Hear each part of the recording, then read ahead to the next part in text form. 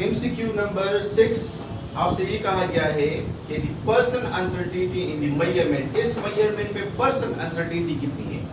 ये बात आप याद रखें कि 3.76 प्लस माइनस 0.25 मीटर जो आपको गिवन है, ये आपको एब्सोल्यूट अनसर्टेनिटी गिवन है और आंसर आपसे मांगा जा रहा है रिलेटिव परसेंटेनिटी में।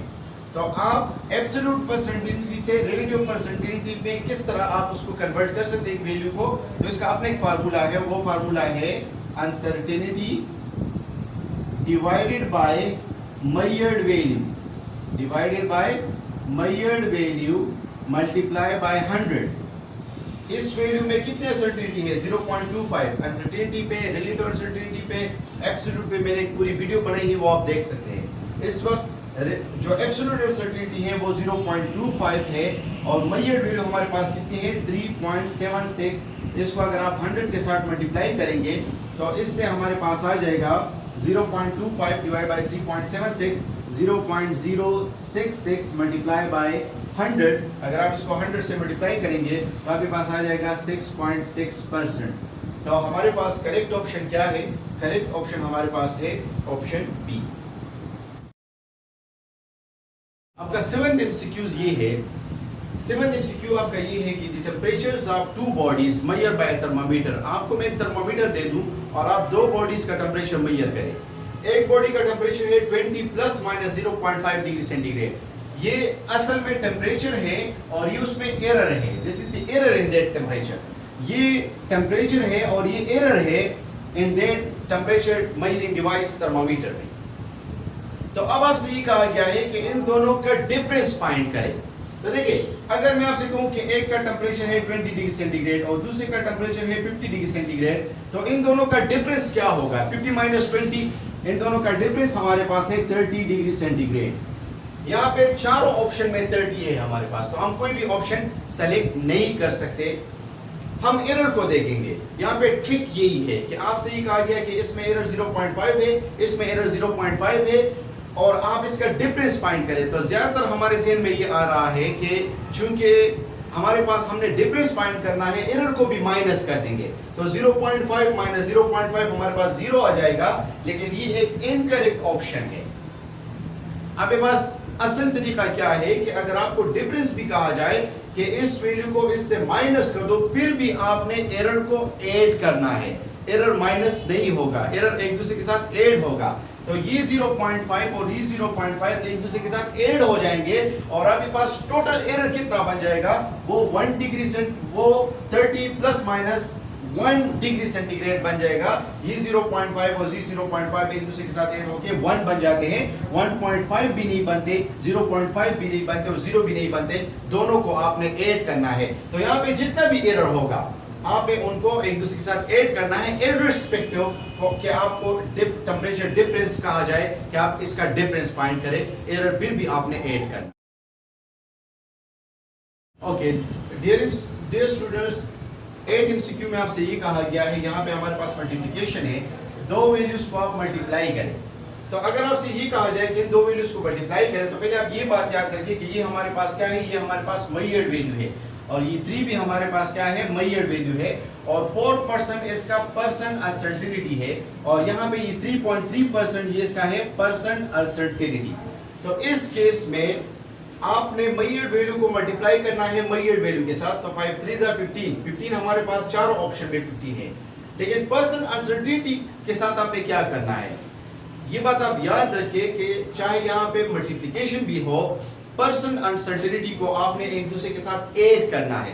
यहाँ पे पर्सन अनसर्टेनिटी हमारे पास 4% है और यहाँ पे 3.3% है, तो इन दोनों को आप ऐड करेंगे तो हमारे पास आ जाएगा 7.3%। तो हमारे पास करेक्ट ऑप्शन क्या हुआ, ये हो गया 7.3%। तो 4.0 और 3.3 इससे हमारे पास आता है 7.3%। तो इसलिए करेक्ट ऑप्शन हमारे पास है option B. Okay dear student, आपका 9th एमसीक्यू ये है कि 2.0 metre plus minus 2% whole cube. इसमें हमारे पास ये पावर है, ये 3 हमारे पास क्या है, पावर है। तो इन केस ऑफ पावर अगर आपके पास एक मेजर्ड वैल्यू है, ये हमारे पास क्या है, this is the measured value and this is the person uncertainty. तो तो अगर पावर की केस में आपने परसेंट अनसर्टेनिटी के साथ क्या करना है, तो अगर मेरे पास मेजर्ड वैल्यू है तो मेजर्ड वैल्यू को मैं इस तरह कर सकता हूं कि 2.0 होल क्यूब, इसका मैं क्यूब लूंगा, सो 2 मल्टीप्लाई बाई 2 मल्टीप्लाई बाई 2, इससे हमारे पास 8 आ जाएगा। तो 8 आपके पास 4 ऑप्शन में है। अब हमारा जो मेन मकसद है वो है परसेंट अनसर्टेनिटी के साथ, कि परसेंट अनसर्टेनिटी को हम किस तरह सॉल्व करेंगे। तो परसेंट अनसर्टेनिटी हमारे पास 2 है और 2% है, और हमारे पास इस केस में पावर है 3। तो इसका मतलब ये हुआ कि जो भी आपके पास पावर है उसको आपने परसेंट अनसर्टेनिटी के साथ मल्टीप्लाई करना है। तो परसेंट अनसर्टेनिटी के साथ अगर मैं इसको मल्टीप्लाई करूं तो हमारे पास क्या आ जाएगा, 6% आ जाएगा। तो अगर यहाँ पे 4 होता तो आप इसको 4 के साथ मल्टीप्लाई करते, आप इसका पावर नहीं लेंगे, पावर के साथ आप इसको मल्टीप्लाई करेंगे, दिस इज द रूल। तो परसेंट अनसर्टेनिटी को आप पावर के साथ मल्टीप्लाई करेंगे तो हमारे पास 6% आ जाएगा। तो ये 6% हमारे पास ऑप्शन डी में है, तो इसलिए आपका जो करेक्ट ऑप्शन है वो है ऑप्शन डी। डियर स्टूडेंट, आपका एमसीक्यू नंबर 10 ये है, the number of significant figures in A measurement of 0.00708600 centimetre, कितने नंबर ऑफ सिग्निफिकेंस होंगे इस वैल्यू में। तो सिग्निफिकेंट फिगर पे मैंने एक वीडियो बनाई है, वो डिटेल में आप देख सकते हैं। लेकिन इस एमसीक्यूज को हम किस तरह सॉल्व करेंगे। डियर स्टूडेंट, अगर आप इस वैल्यू को यहाँ पे लिख ले 0.00, यहाँ पे मैं ये पॉइंट जरा क्लियरली लिखूं, 708600। मैंने उस वीडियो में भी आपको डिटेल में बताया हुआ है कि जीरोस हमारे पास 3 टाइप्स ऑफ जीरोस होते हैं। जो जीरोस नंबर से पहले हो उसको हम कहते हैं लीडिंग जीरोस, इसको हम क्या कहते हैं, लीडिंग जीरोस। और जो जीरो नंबर के दरमियान में हो उसको हम कहते हैं इन बिटवीन जीरोस। और जो जीरोस हमारे पास लास्ट में हो उनको हम कहते हैं ट्रेलिंग जीरोस। इसके लिए आप लेफ्ट जीरो राइट जीरोस भी यूज कर सकते हैं, लेकिन उसमें फिर आपको कंफ्यूजन होगी, इसलिए आई सजेस्ट कि आप ये नाम याद रखें, leading zeros, in between zeros and trailing zeros. Dear students, हमारे पास जो ट्रेलिंग जीरोस होते हैं, अगर डेसिमल नंबर हो, ये एक डेसिमल नंबर आपको दिया गया है, तो उसमें ट्रेलिंग जीरोस हमारे पास सिग्निफिकेंट फिगर्स होते हैं।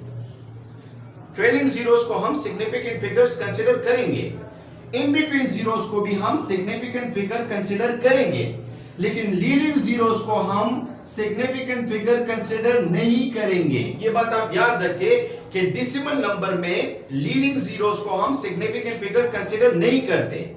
इसका मतलब ये हुआ कि ये 3 जीरोस हमारे पास सिग्निफिकेंट फिगर्स नहीं है, बाकी जो लीड ट्रेलिंग जीरोस है और जो इन बिटवीन जीरोस है वो हमारे पास सिग्निफिकेंट फिगर्स हैं। तो अगर मैं इसको काउंट करूं तो 1 2 3 4 5 6 हमारे पास सिग्निफिकेंट फिगर्स की तादाद कितनी है, तो आपका जो करेक्ट ऑप्शन है वो है 6।